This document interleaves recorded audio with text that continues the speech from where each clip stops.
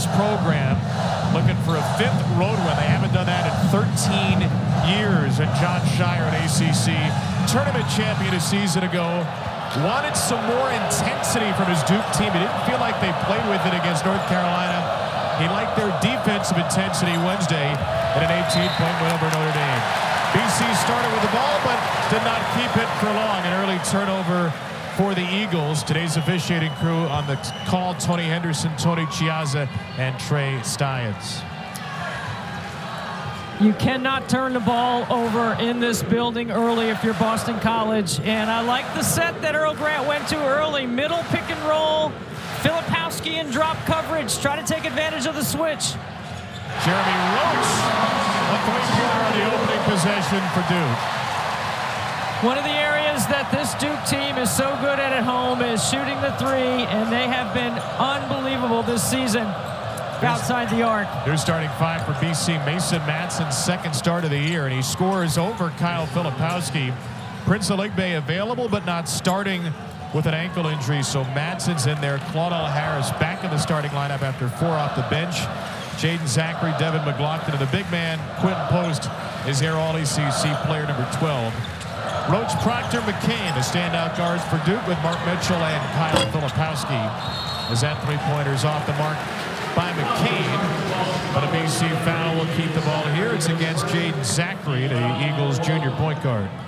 John Shire's got to love the ball movement in that possession. Everyone gets a touch, and one of the most challenging things on the offensive end for Duke is to keep Mark Mitchell off the free throw line and off the offensive glass. He's so good off the bounce and getting to the boards. That ball was knocked away by Zachary, so no backcourt, a deflection, and walked across the line by Roach with 7 to shoot. The senior Jeremy Roach hit his first three-pointer. That one off the mark, and deflected rebound down to Quentin Post, the do-everything big for BC. Number 12 for Boston College. He will match up with the 7-footer Filipowski right here. John Shire told us they're going to start the game with Mitchell on post. Right now it is Filipowski on it. 2 7-footers going to work. Great skip pass by Post, and Madsen drills it. He's got the first 5 in his 2nd start of the year. When you can score early in this building, you can set your defense. You don't want to be playing in transition against Duke. Now Filipowski will take it into post and miss one right at the rim. An early missed shot in what has been a stretch of struggles for Kyle Filipowski. Comes to double McLaughlin, who finds Harris. Tremendous vision, and a 3 won't go for Claudel Harris Jr. Filipowski can shoot from out there, and will. You've got to locate shooters. You can't sprint to the paint and then try to find them. It's too late. It's just 2 for 9 Wednesday. That is an encouraging early sign. The All-ACC Filipowski. There's Mark Mitchell on Cameron Post, or Quentin Post, excuse me. We're working in 2 posts against Mitchell. Filipowski comes to double. Another good find. Zachary misses a 3. Madsen has the offensive rebound. Harris set up. Harris no good from deep, and a rebound for Mitchell. BC getting good looks early, but not hitting, as Mitchell goes charging into Madsen, and the foul is a block against Mason Madsen, his first. Watch Filipowski right here in transition. Late to find him, and the 7-footer can definitely stroke it out there. He's a 35% three-point shooter. He'll set up Proctor here off the inbound, and Mitchell got shoved by McLaughlin. You said it just a moment ago. You have to keep Mark Mitchell off the offensive glass. Notre Dame did not do that Wednesday, and BC struggling here. He's a problem because the space around him, because there's so many good shooters, allows him and defenders to play him with a cushion, and then you got to try to go and check him before he gets to the glass. He's an issue. And Post has picked up a foul, so every BC starter but Harris has a foul in the first 3:07. Watch Post right here pushing through the Jared McCain screen, so you can't do that. You can't pick up a cheap one early. McCain will drive it right through Madsen. Jared McCain, a freshman from Sacramento, is on the board. On the scout first is defend him on the 3, and then he has the ability off the bounce. What a breakout last month and a half it's been for McCain. Another missed three for BC. They're 1 for 5 as Post is off the mark. Well, the 2 times Post has gone to the block, Duke has brought the double, so Quentin Post bringing his game outside. Filipowski scores right through him. An early 5 for him and a 7-0 Blue Devil run.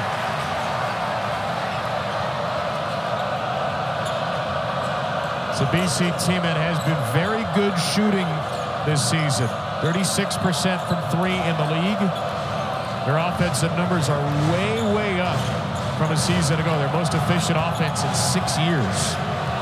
Everything goes through Post. That's a tough shot, though. Filipowski smothering him. Good job to close that space. On the drive, McCain.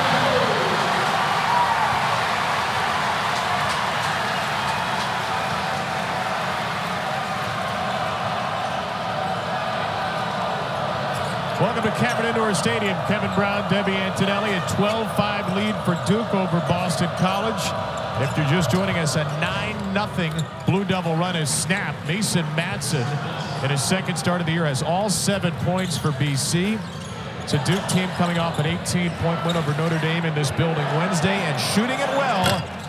Kyle Filipowski could not hit there, but the offensive rebound stolen by McCain, who misses a 3. Mitchell is there to throw it right back in.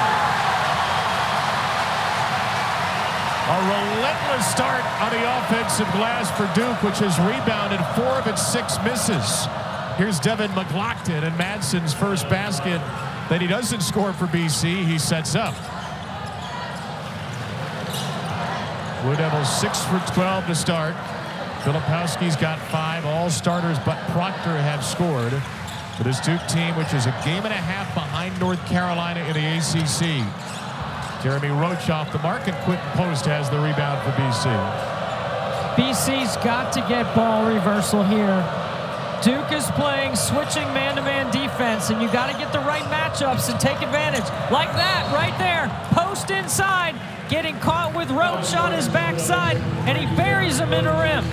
Free throws for Quentin Post when we return to Durham, an early 5-point lead for the hometown Devils.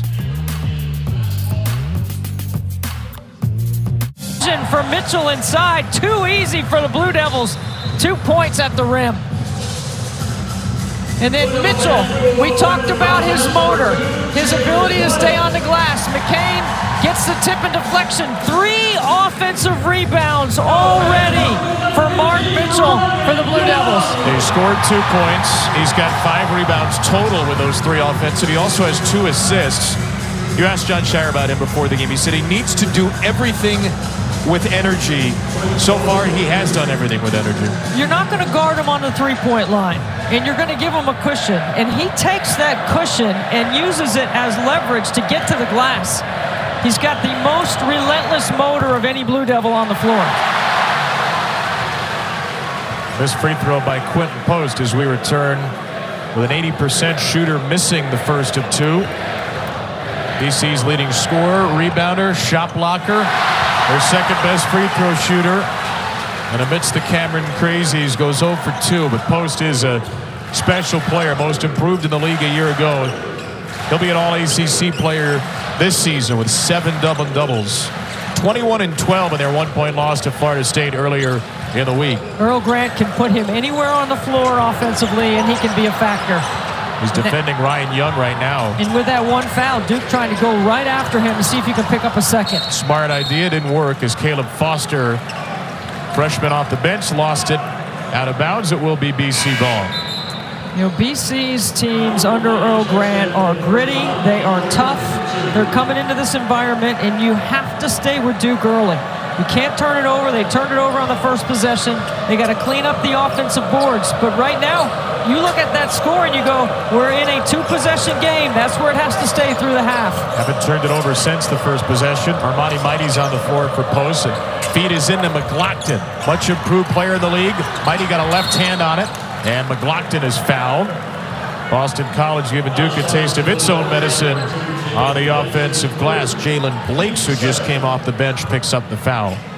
So when post goes to the bench, their athleticism on their front line switches a little bit, and it will change the way Earl Grant will defend on the other end of the floor. Filipowski getting a breather for Duke right now. It's Foster, Blakes, and Young off the bench for the Blue Devils, who went a little bit deeper in the win over Notre Dame on Wednesday. Madsen's had the look early. That one's deep from 3. And grabbed by Mitchell, rebound number 6. And then Mitchell throws it right to Madsen. You got two towel boys wiping the floor, and they vacate the premises just in time for a Madsen stuff. I'll tell you who's thrilled about Madsen's start is his brother Gabe at Utah.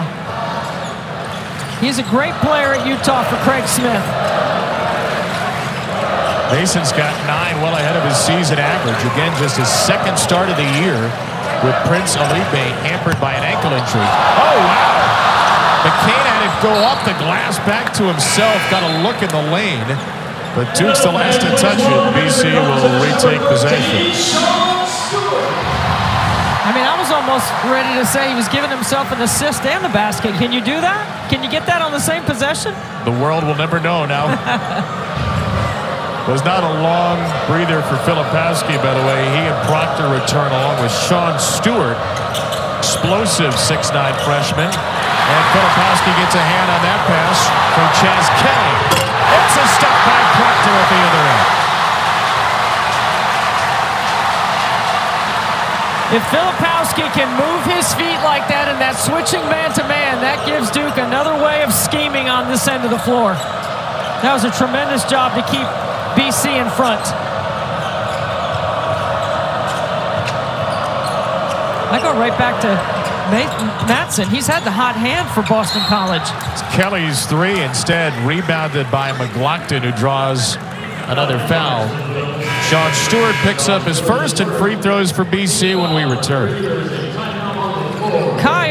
Need to Know, brought to you by the USPS Ground Advantage. Quinton Post, Kyle Filipowski, all ACC caliber players. They can score, they can rebound, they can also pass. Only Richmond's Neil Quinn among 7-footers averages more assists per game. It's a little anomaly to see 7-footers that are really good passers. However, through the double or the skip, both players capable of seeing the whole floor. And as a post player, when you're 7 feet tall, it's not just throwing over the top of defenses, it's understanding space and understanding personnel. Both these guys have a great handle on their respective systems. Filipowski, a sophomore and possible lottery pick. Surprise return to school. Whose numbers are up from a year ago, but of late, his play has been a little up and down. Last 5 games, 2 for 17 from 3, 42% from the field, 14 turnovers. And McLaughlin goes 1 for 2. Better start for Filipowski today. Every year is different, right? You got Derek Lively, the shot blocker that can take up some defensive matchups. And now Filipowski's got a little bit of a different role on the defensive end. And this is where I think he's excellent, is in the short roll in the middle of the floor. Because you can't bring any help to that. You can't tag from the weak side. Who are you going to come off of shooters? There's too many good shooters around the 3-point line. Could have added to the assist number you saw there, but Sean Stewart fumbled it out of bounds. See, that would be a coach's assist, meaning when John Shire goes back and watches film, he's giving him credit for that. Filipowski shot blocked. McLaughlin was there in traffic with a couple of eagles to knock it away. That's an old Dean Smith thing. Coach's assist. Can you talk about Dean Smith on the Duke game? Right. We'll find out if we will. Security comes to escort you out shortly. If I have to go solo, I will. McLaughlin fouled inside. There's a reach by Jeremy Roach. That's his second foul. And in here, how could I get Dean Smith's name in before I got Coach K's name in? I apologize, Coach Krzyzewski. I know you're listening. 15,000 on that. This is a beautiful place, right, Kevin? Your first time in here, right? Yeah. Impressions? It's special. It seems special on TV. You can't quite qualify how special it is until you're here. And it's what's outside the building, too, as Post tried to get a timeout. And he did get one for BC with 11:10 to go. Post double team will come back to beautiful Cameron Indoor Stadium and Coach K Court in a half a minute. Oh, yeah. Hot honey pizza and wings from... Pizza what? One of the officials there. There he is. There's Bucky Waters. 5-career head coach here, 69-73. There's always one or usually more Duke legends in the building when you come to Cameron Indoor Stadium. There's Bucky taking in the game. The stadium named for Eddie Cameron, basketball and football coach and AD here at Duke. Nearly 5 decades. Pull up 3 around and out for Prince Bay. Boston College is 1 for 8 from deep. Proctor, not the hesitation, drives it on post. And that's smart, because when you push and you run the floor hard, you're automatically creating mismatches at the very beginning of your possession. And that's what Proctor recognized. Post can't guard him off the bounce. It's too tough of a challenge. 4 points for the sophomore captain. Lead back to 6 for Duke, which has led nearly the whole way.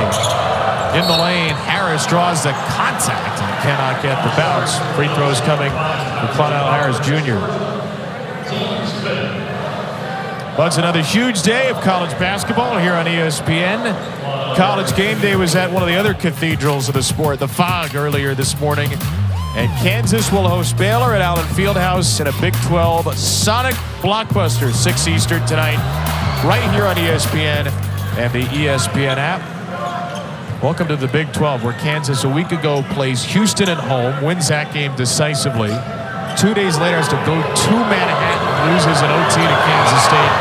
And now Kansas-Baylor, which has really been the rivalry in the Big 12 the last few years. It has, and Baylor's won 3 in a row after losing to TCU in that triple overtime game a couple of weeks ago. Free throw is good for Harris. A 4-point Duke lead. A little switch of direction by Roach, playing with the 2 fouls and stroking the jump shot. Good job rejecting the screen and getting yourself into space. Jeremy Roach, definitely one of the smartest players on the floor for Duke in reading defense. First 4-year starter here since Kyle Singler 13 years ago. Bay had nothing to do with Filipowski and may have traveled too. Now Filipowski gets switched onto the 3-point shooter. Harris off the mark. 1 for 9 now for BC from deep. Filipowski has space inside Zachary.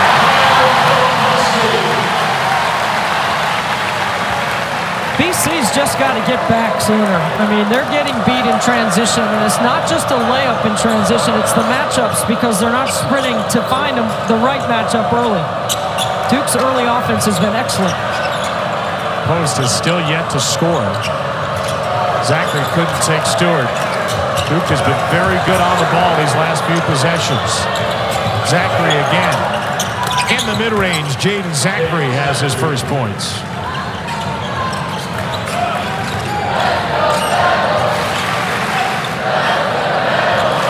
Over shooting at 53% right now, 10 for 19.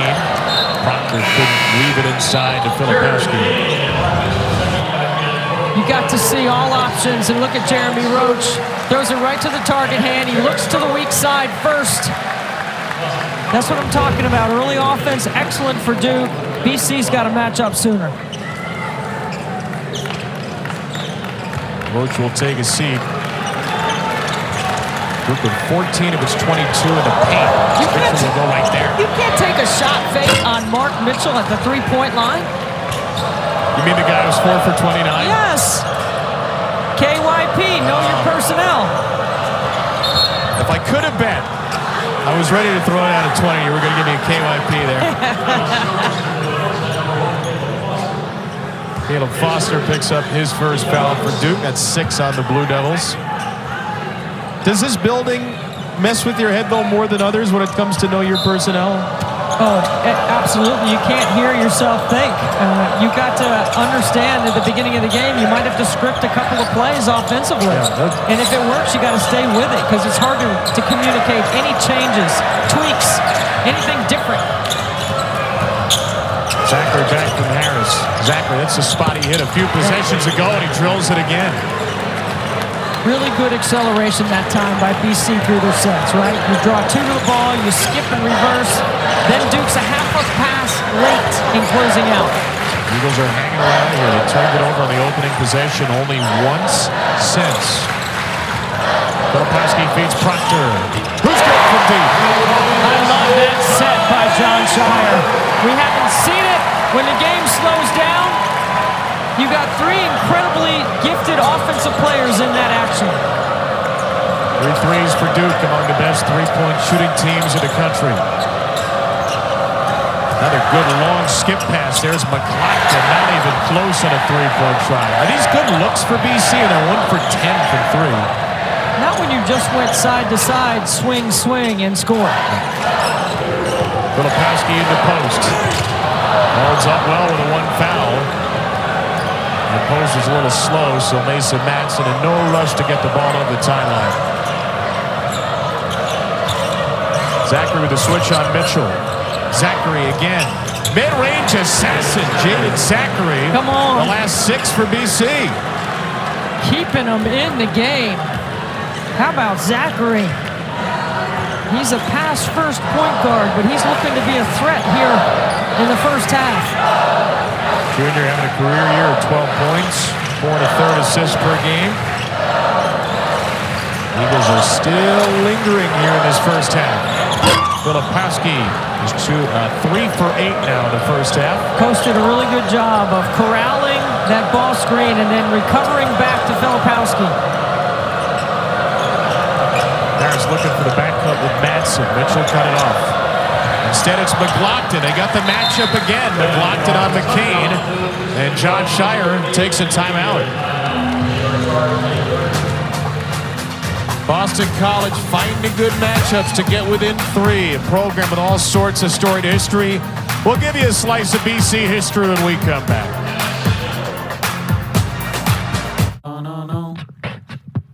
Looking like a snack.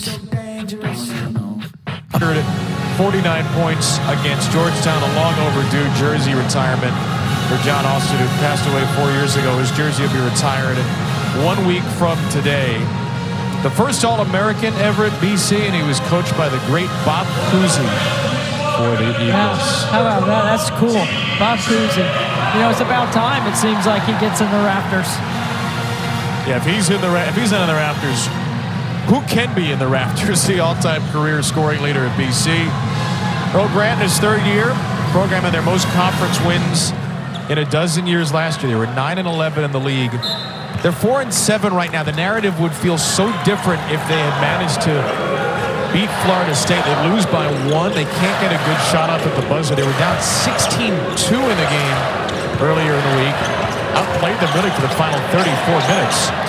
Filipowski setting up T.J. Power, the freshman, who misses a 3, and then Filipowski crashing into the cheerleaders, could not keep it in bounds. One of the things that Jon Scheyer's teams have always been so good at is their ATO, their after timeout, right here. Look at Mighty stand up Filipowski and force him to become a passer. That's exactly what you want to do. The appropriately named sophomore big for BC, Quit Post, is also appropriately named, takes a seat. Boston College 4 for its last 5. They've only hit 1 of 10 from 3. They're 8 of 11 from 2. And Harris will miss a jump shot here. Rebound down to Jared McCain, who's an outstanding guard rebounder. Already got 5 today to go with 4 points. And McCain post fades and scores. When he rebounds, he quickly gets them into their transition game. If the nation didn't know about him, they learned a week ago. He had 23 and 11 at Carolina. Zachary short, rebound chased down by Proctor. Here comes Duke on the run again. Proctor pulls up. And McLaughlin one-hands it. Mason Madsen and Zachary running the floor. Zachary sees Harris, and Harris drains his second 3 for Boston College. That is a brilliant play by Jaden Zachary, the 6'2 junior who leads the team in assists. There haven't been many transition opportunities for BC. Now a steal. He leads them in steals, too. He poked it away from Mitchell. Harris just hit. Harris hits again, and Boston College has the lead. Their second leading scorer, Claudell Harris Jr., back in the lineup after 4 straight off the bench, and the first lead since the opening moments of the game. With this lineup on the floor right here, McCain's got to look to score. Power. Here is McCain. He's looking to pass immediately. Mitchell against Mighty. Mighty holds up again. Building a wall inside. The little used big man, Mighty, has been all over the Duke bigs as Madsen had it deflected out of bounds. It's going to be a full line change here. We're just about 4 new players for John Shire. Well, you definitely want Roach back on the floor now because he can dictate tempo for Duke. He is the player I think Shire trusts the most. And then Filipowski is your leading scorer. They almost had only 4 on the floor there. McCain figured, 4 new guys, I must be coming out. He stays in. Right now bodying McLaughlin in the post. Zachary. Another great find for Harris. This time no good. James Zachary's really controlled the last few minutes for Boston College.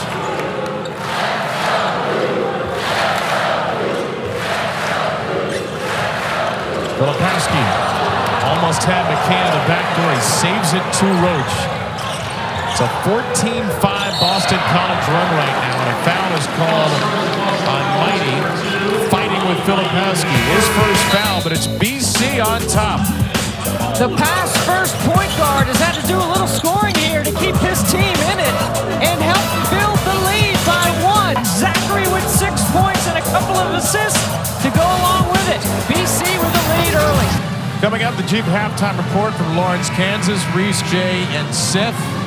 Number 1 UConn will remain number 1, destroying Georgetown and D.C. And how about South Carolina, ranked 15th in the country, up big on Vanderbilt, staying hot in the SEC.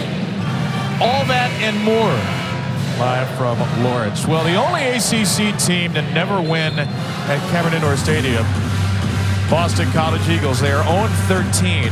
And not only that, 12 of the 13 losses have been by double digits. They lost by 1 here a few years ago. But the average margin of defeat for BC at Duke, 17.4 points per game. They're up by 1 right now at Earl Grant's team on a 6-0 run, on a 14-5 run after that.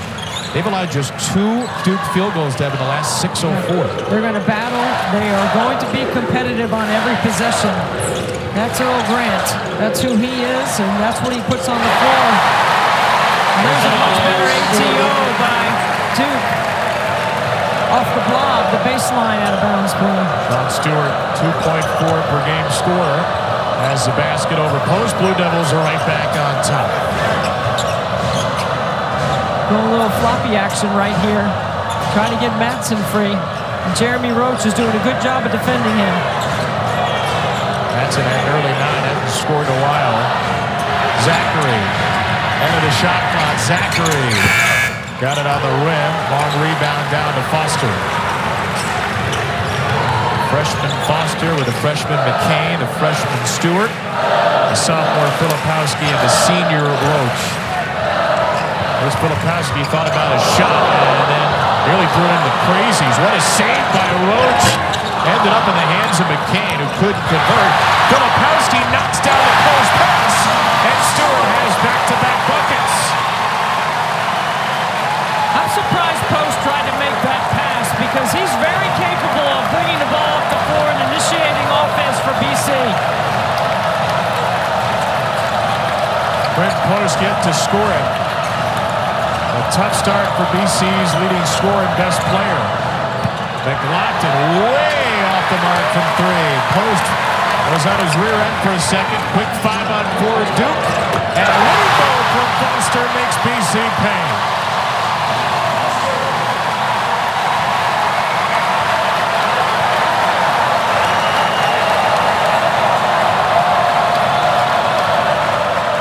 Seven straight for Duke.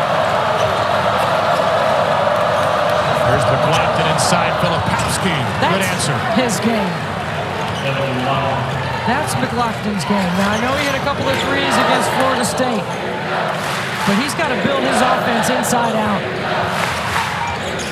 Good pass, Filipowski. Foster almost had another. McCain is there for the rebound. Post stands him up, and Post is the last to touch it. When you move the ball that well, you're constantly putting the defense in rotation. Duke, when they move the ball and they go side to side, they have a much better opportunity. Their percentage of scoring will go up. Plus, it's harder to box them out on the glass.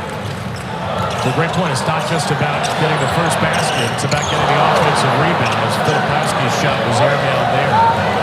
That's what they did against Notre Dame. 21-2 second chance points on Wednesday. Post and a blocking foul is the second on Sean Stewart.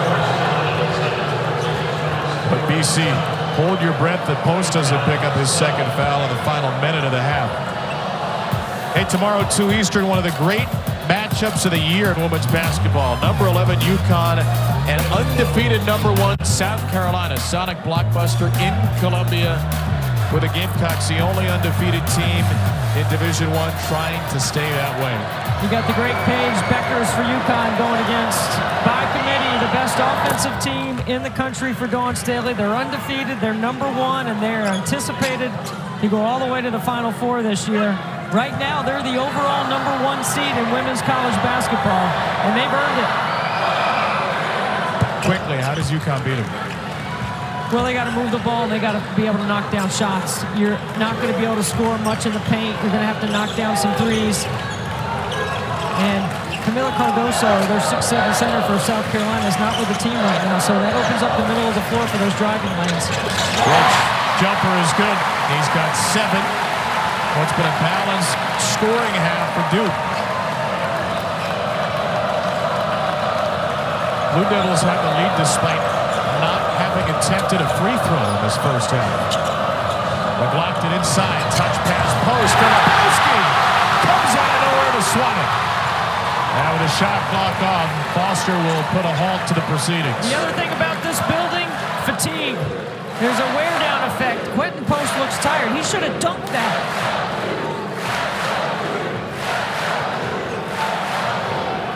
Duke can hold for the last one with Roach.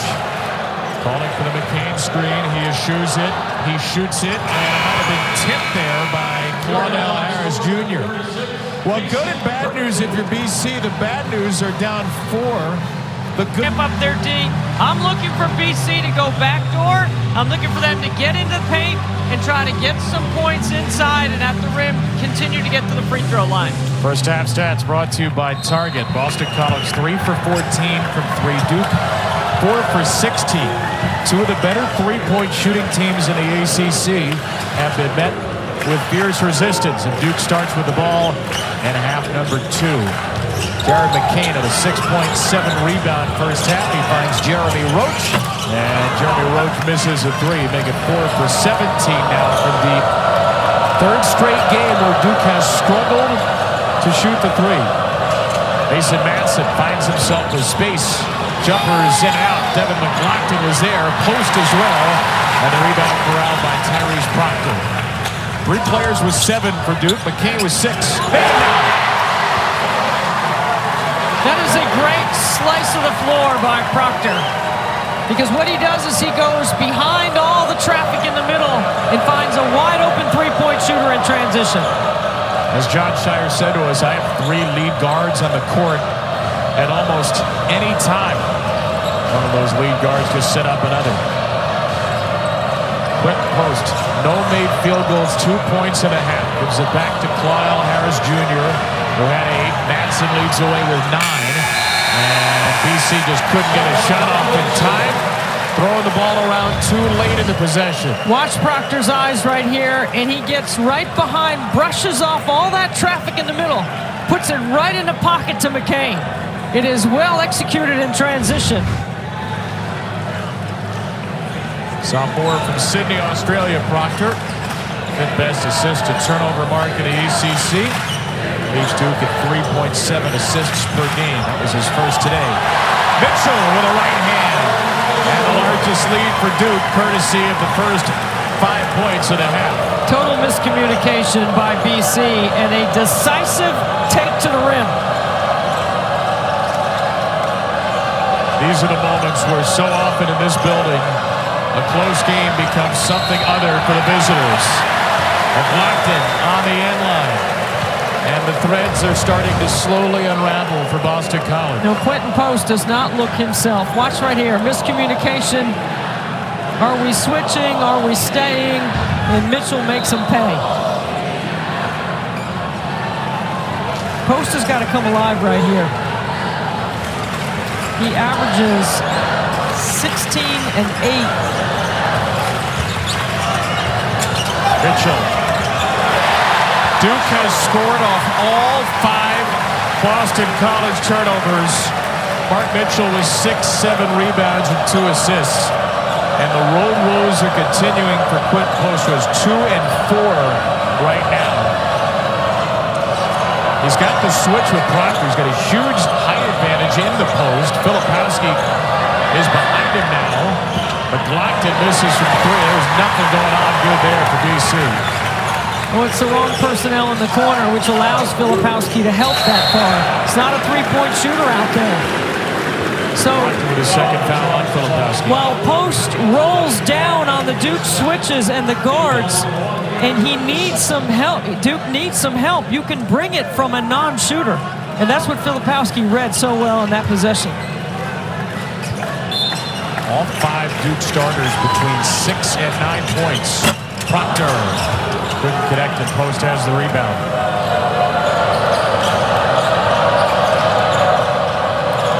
BC team that's won 2 of its last 3 at Notre Dame, home against Syracuse, the 1-point loss to Florida State. That's a much-needed shot to stop a 7-0 run from Harris. And I've talked about Duke punishing the switches. So does BC.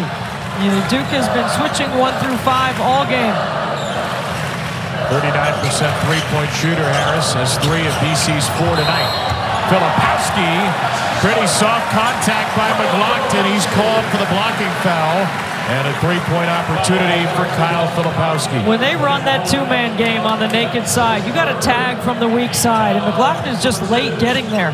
When Filipowski catches it that deep, forget it. He's going to score or he's going to make the right read. Watch right here. 2-man game on the naked side. And then, is he in the arc? He might have been in the restricted area. McLaughlin's going to check out after his 3rd foul. Prince Aligbe replaces him. Yeah, he's in the arc, and that's a good, strong, powerful take by Filipowski. Just 2 for 9 for 8 points on Wednesday. Filipowski's at 9 as he misses Duke's first free throw of the game. He's really been struggling from the free throw line. He's not shot free throws well in a couple of games. That means you just got to get in the gym and shoot them.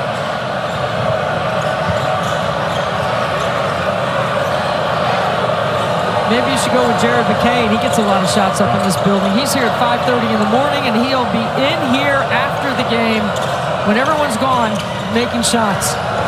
Zachary, post walling on Mitchell. Zachary still couldn't finish.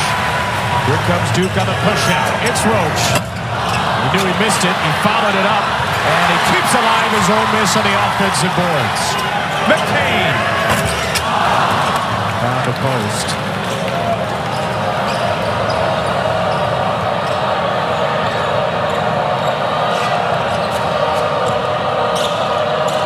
BC very slow to start the half. They get a look for Post, and Filipowski commits his first foul.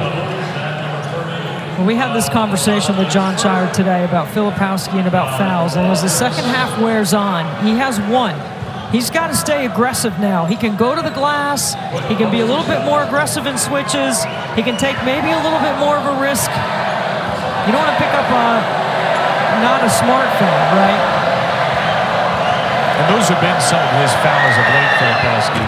He's committed some fouls nowhere near the play, nowhere near the basket. I said that wrong. You don't want to pick up a dumb foul. Yeah. Well, not as smart is just a wordy euphemism for dumb. Post goes 2 for 2. All 4 of his points at the line. Duke has shot 1 free throw. 5 for 21 from 3, but still has the lead. They've been great on the offensive glass. Inside Mitchell. Hacked, and he'll go to the line for 2. I love the two-man game with Roach and Filipowski. They read it so well. Duke out of the locker room with the lead. Kevin Durant, Devin Booker, and former Duke star Grayson Allen. The Suns take on Steph Curry, the Warriors, at Chase Center, 8:30 Eastern on ABC. NBA Countdown starts it off at 8 Eastern. Good to see Jason Tatum in the Cameron Crazies today. Usually you know who's going to be going to the NBA after the season if you're Duke and who's going to be in games like that. Probably safe to assume Kyle Filipowski will leave, especially with some of the players coming in for Duke next year. But John Shire told us before the game it's a weird year because he doesn't really know who else is going. There are a few players that, depending on the final month plus of the year, could very well improve their stock, be an NBA pick, could come back to Durham for another year. I'm sure it's a tough choice for a lot of these guys. Duke provides every resource you could possibly have. The NIL has certainly changed the landscape. The transfer portal has changed everything. And then they got Cooper Flagg coming in here next year. Like, everybody can't wait for that. Yeah, already assumed as the #1 pick of the 2025 draft. Cooper Flagg is going to highlight another excellent recruiting class for Duke next season as Harris misses the floater for BC. It is 9 for Duke in the under-16 of the second half. Boston College had a couple of short leads in the first half. Filipowski tracked it down and throws it to post. Madsen on the run. Oligbe sets up Harris. Roach went flying by the shot fake, and then Harris had his shot touch the top of the backboard. It must have hit the clock because you can hit the top of the backboard, and if it comes back in play, it's good.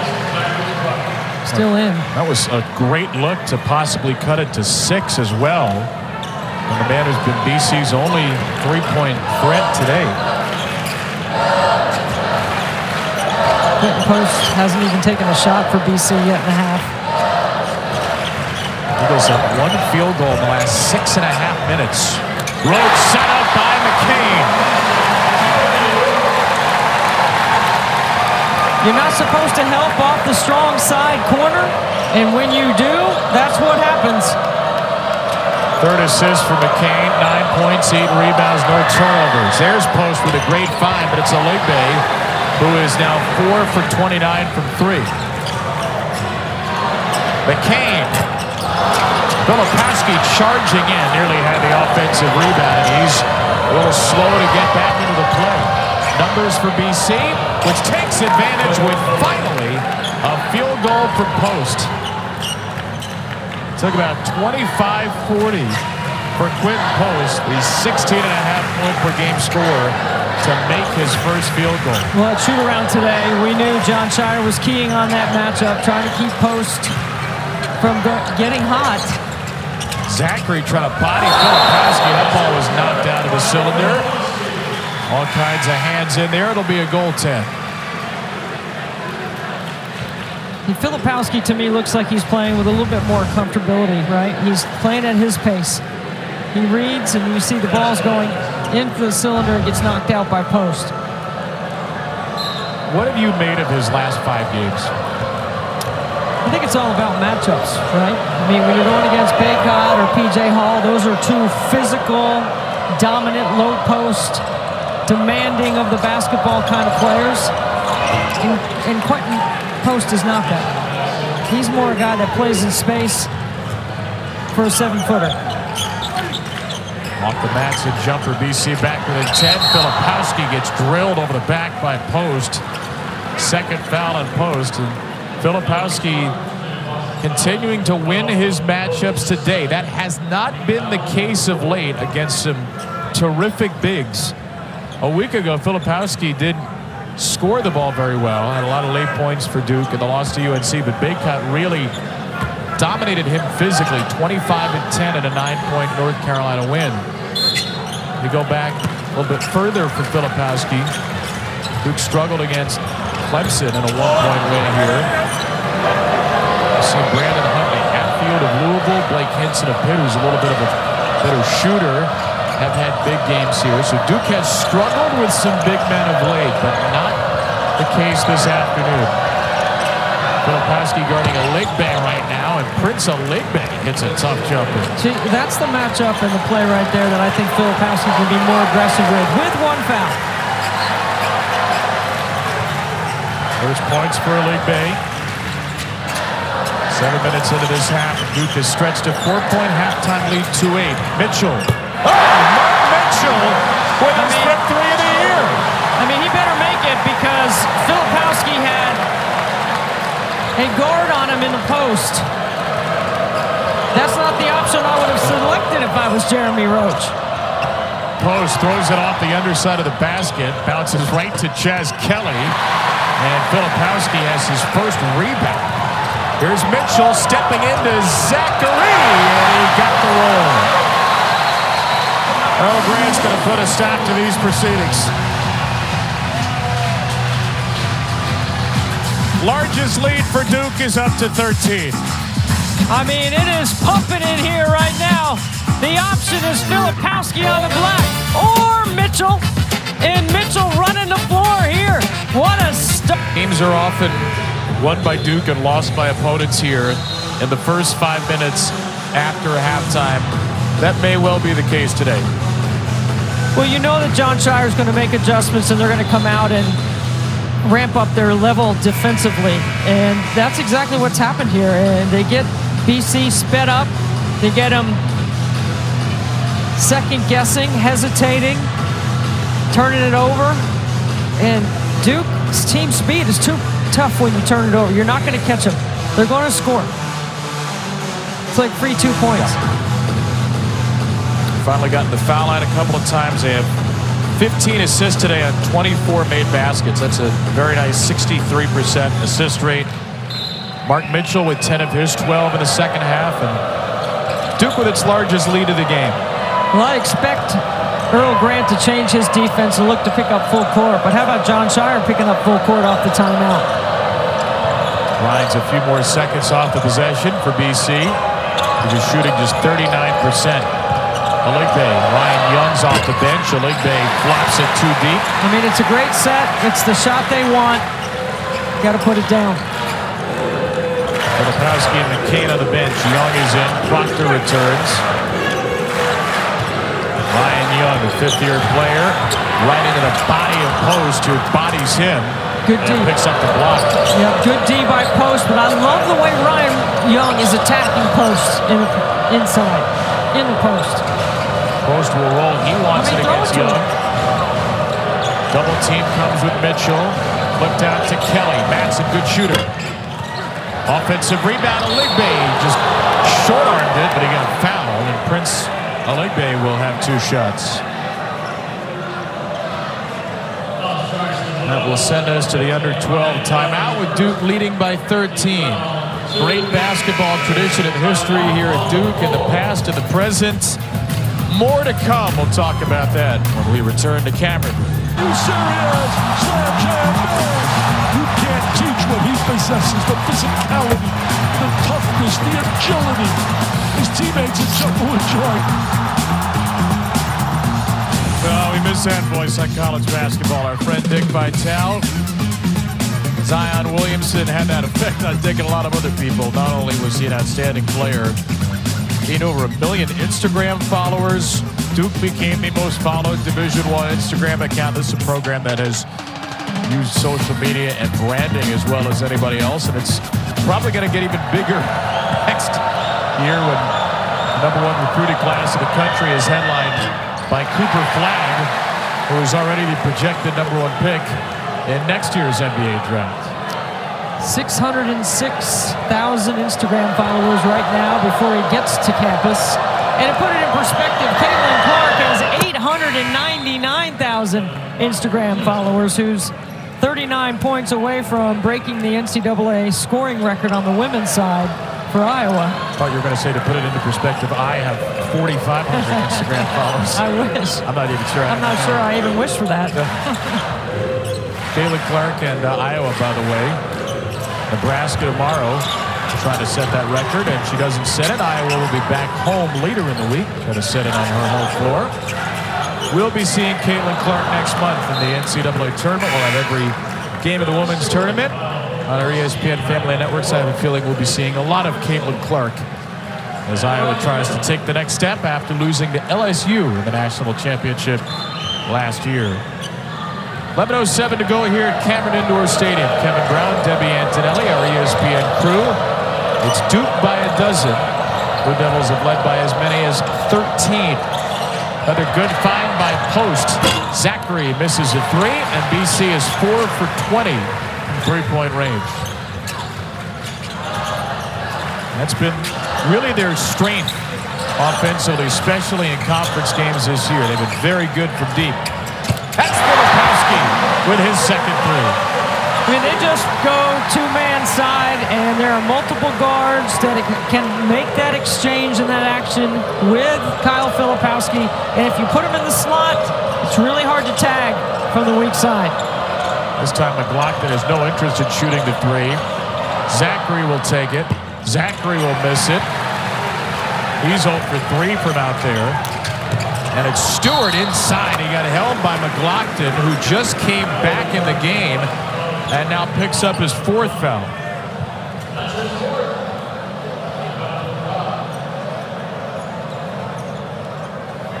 Well, we almost had another highlight for Deshaun Stewart, who had one of the highlights of the year Wednesday night. First, the rejection on one end, and then followed the freshman 94 feet to get this delivery from Caleb Foster. There's a reason.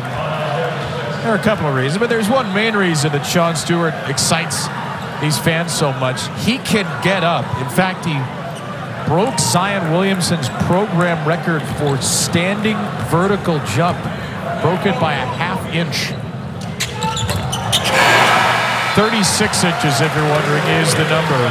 It's incredible. For Sean Stewart standing vertical.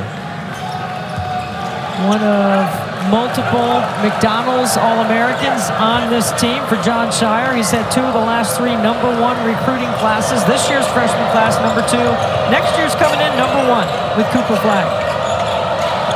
Stewart's on the ball right now. This is Filipowski. They have double post very quickly. Zachary inside. Jaden Zachary has 8. Zachary's just played his game. He's been able to score in the first half. He had 3 buckets. He's very opportunistic as a point guard, being a threat on the top of the floor. Keep running the same stuff, Kevin. Got a good look for Filipowski, just couldn't finish.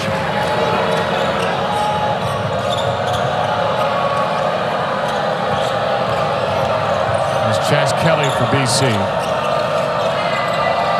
Post with 1 field goal only. Filipowski comes out to try to take it away. But that's the aggression that I'm talking about, right? Make a play. You have 1 foul. Be aggressive. Take a risk. John Shire said, we need to help Kyle Filipowski. Yes, he's not playing well. We need to help him, put him in better positions.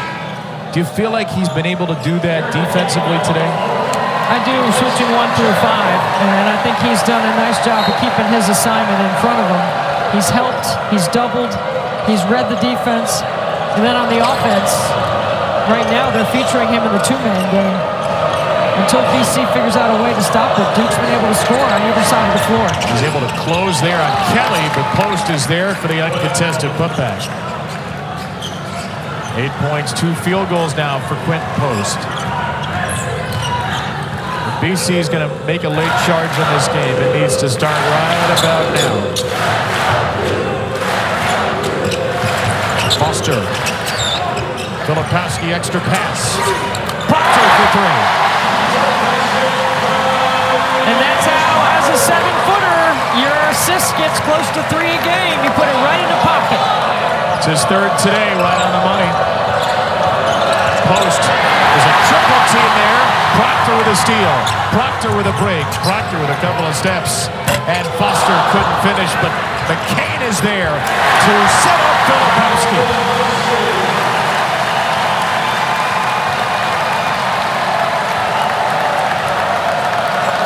Can't have too many empty possessions right now if you're BC. You got to really execute here. Move the ball. post was too slow on that last possession, and the double came from the weak side. There's a three for Chaz Kelly, just a 27% shooter from out there. Only the 5th in 22 tries for a Boston College team, which has shot it 40% from 3 or better 7 times this year. Stewart, no. Rebound to Harris. You see how many BC jerseys are in the paint right there, and then you get the turnover. There are 4 BC jerseys on that pocket pass ready to defend. Got to spray it outside. Well, Kyle Filipowski has started to exert his presence a little bit more on this game. First half for Filipowski, not quite as clean. The looks have been better here in the second as Duke expands its lead. Be around him when he's talking about raising money for pediatric cancer. If you can make a donation, please do so. And Lorraine will be there for the Sweet 16 residential watch. I would like to sit next to her for that. Yeah, that's really the draw. No offense to our friend Dick. We want to be next to Lorraine.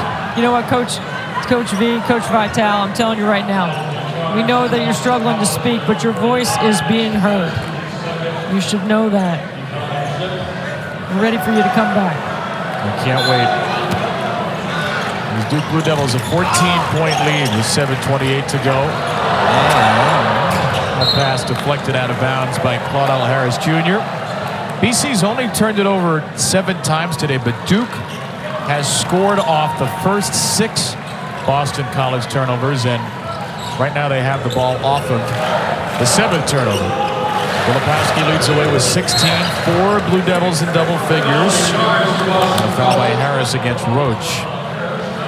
Our feature matchup tonight, prime time at the 5. Baylor and Kansas, number 13, number 4, the Big 12 Sonic blockbuster. Ed Shulman, Jay Billis on the call. Second straight week, Kansas has a ranked Big 12 opponent at home. Last week, they destroyed Houston. One of the best offensive performances you'll ever see against a Kelvin Sampson team, and they will try to take down Scott True's Baylor Bears today.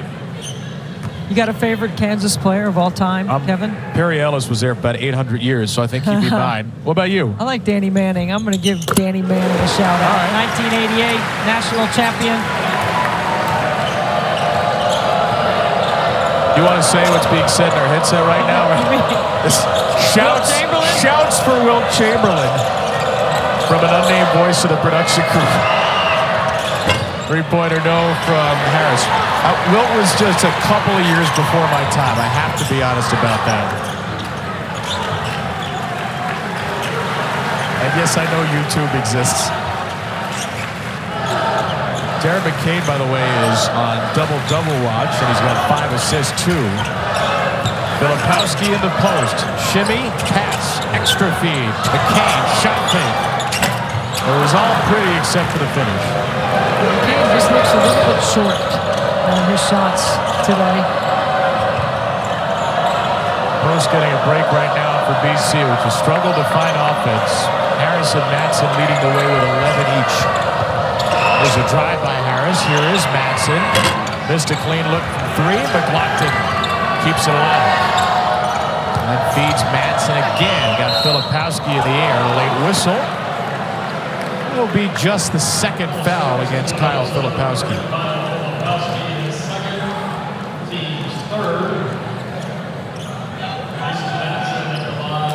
Feels like the last few games for Duke, the foul number has been as important as anything for Filipowski. Quinn Post has not been able to draw too many fouls against Duke's big man. Post has been, it appears, a little bit worn down by the atmosphere and by the physicality of Duke. Yeah, I thought he was fatigued in the first half. And, you know, it's a lot of pressure to come in here and knowing that your team had never won here before. Don Shire will take his 2nd timeout. It will be a 30-second timeout. Right back. Or a few points to make with his officiating crew to set the tone going into the locker room. Boy, we wonder where John Shire learned that skill. He learned it from the best, Coach K. This is Coach K's court. And whether that has to do with the outcome or not, Duke has played with a renewed enthusiasm here in the second half. They've gotten to the line 7 times. They've stretched a 4-point halftime lead to 14. They're going to go to 18-5 overall, 9-3 in the lead. They didn't shoot any free throws in the first half, and I think that's the point that Coach Shire was making. Mitchell over dribbles right into Kelly. Here's McLaughlin cutting inside Filipowski. Devin McLaughlin with 9 points and the lead down to a dozen. I like that timeout by John Shire to refocus his guys, right? You're not playing the scoreboard. You got to tighten up. All 5 starters with at least 9. McCain's the only one not in double figures. He feeds Proctor. And the rebound over Mitchell, over Mighty, came down to Kelly. BC just keeps chipping away right here. Madsen's miss. Mighty's in there to contest it, and it's out of bounds off Duke's Jeremy Roach. 20 to shoot for Boston College. And BC's trying to speed up the game a little bit, Kevin. Trying to push a little bit more in transition. It's hard to press Duke because when you open up the floor with all their athleticism in the backcourt and they see driving lanes and lanes to the basket, it's hard to keep them in front, and their backside scoring is outstanding against pressure. Post is out after 2-minute, 23-second break. And they get him involved. Just pushed off Filipowski. That is an easy call against Post, his 3rd foul. A little frustration maybe by Post. Clearly 2 hands on Filipowski in the chest.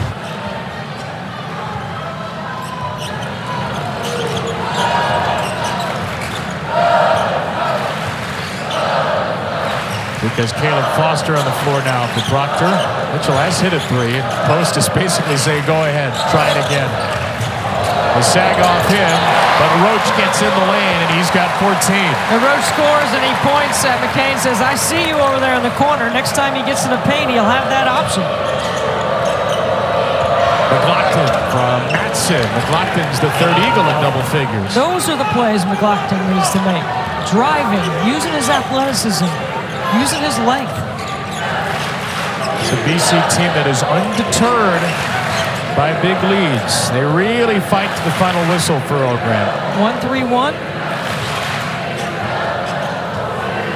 Change defensively. He gets it inside to Mitchell, tight roping the baseline, and he draws the 4th foul on Post. Just because it's a big deficit doesn't mean it's over. BC has come back from 10 or more down 5 times this year. The largest comeback in ACC play, period, was Boston College over Georgia Tech, down 16 a couple of weeks ago. So there is time yet for Earl Grant's group, but needs to pretty much be stop and score for a while here. You can make a case for every ACC game except for Syracuse and Clemson, which were 10 and 12-point losses. They've been in every game. It's in 1 or 2 or 3 possession games at the end. Even at home against UNC, they lost by 10, but they were right in that game, most of the game at home.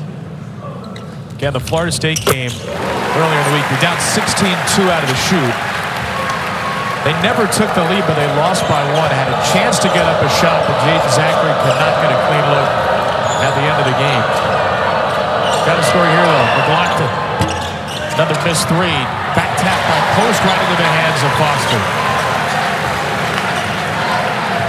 I had an old coach that told me one time, there might be a reason why you're open.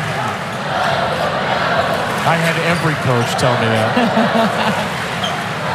Well, they didn't say that to me. That's what I was thinking. Oh, a lot of contact there. Roach just lost the ball. No call. Kelly with a 3 in transition, or it's called a long 2 for the time being. Might be looked at the break, but it's a long 2-point jumper, and the lead is 12. How about the fight in BC right here? Speeding up the game, trying to change the look out of a 1-3-1. Make Duke hesitate a little bit, see if you can rebound out of this. McCain's got Post. McCain takes Post. He blows by him and becomes the 5th Blue Devil in double figures.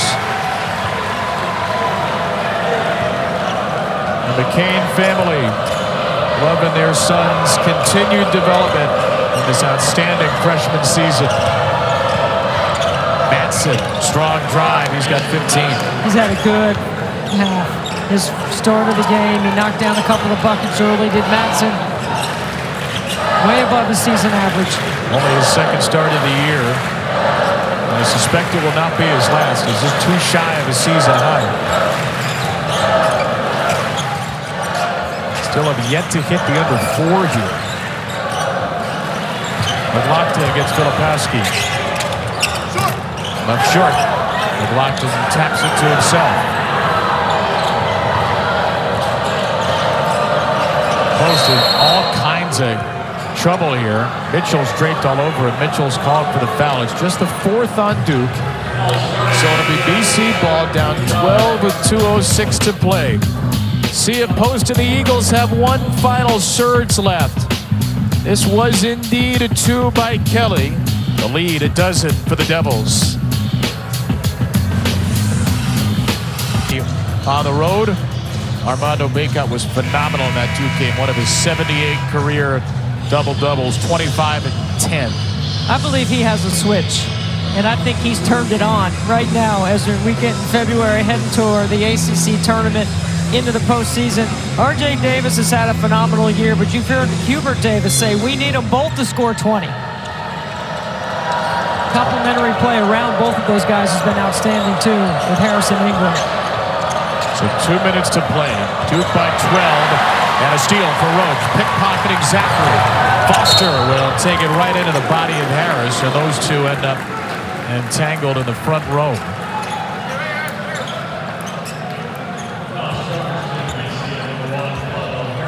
Well, we just saw Duke UNC men's basketball last weekend. Duke UNC women will play tomorrow afternoon on ACC Network after number 12 Notre Dame at Florida State, beginning at noon Eastern. And both games on ACC Network and streaming live on the ESPN app for the deepest league in women's basketball this season.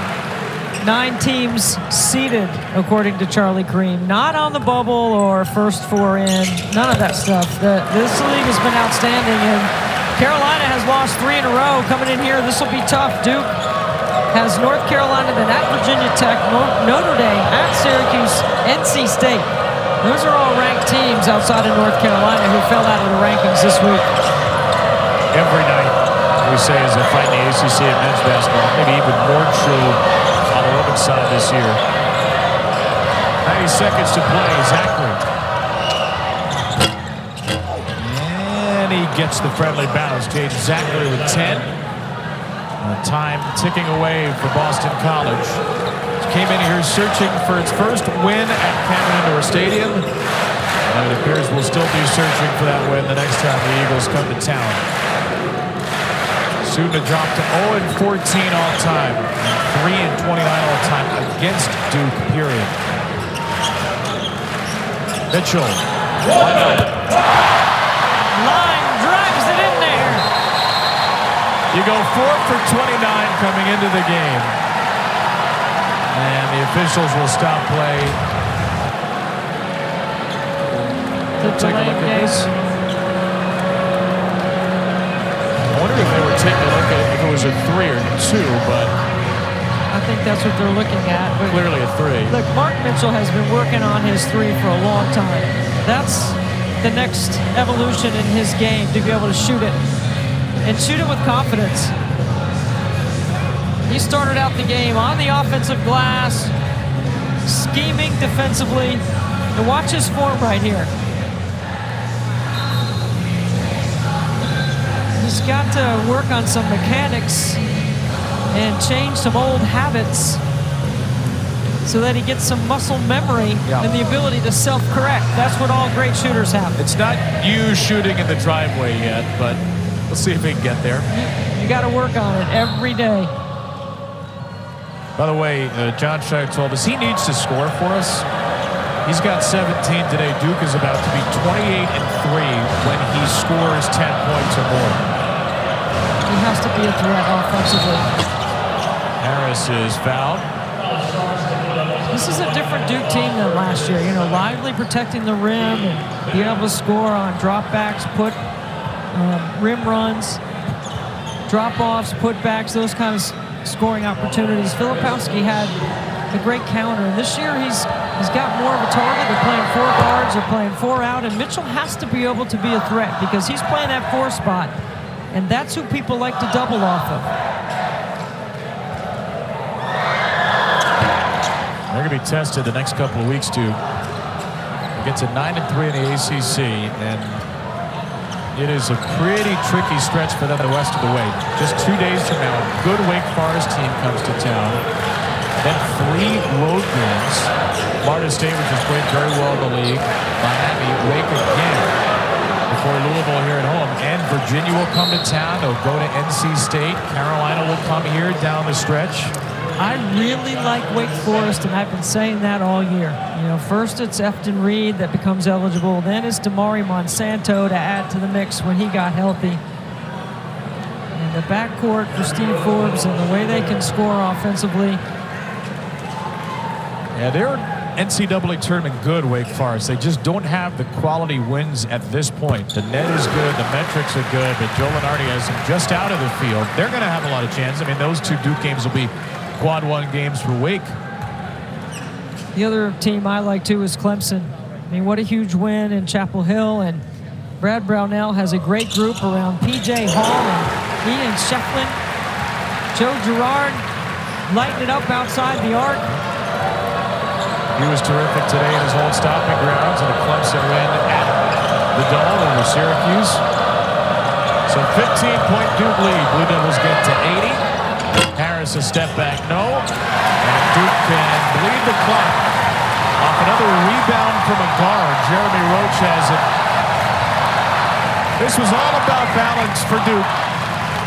5 players in double figures for the Blue Devils. Boston College remains winless all time at Cameron. Duke by 15 at home.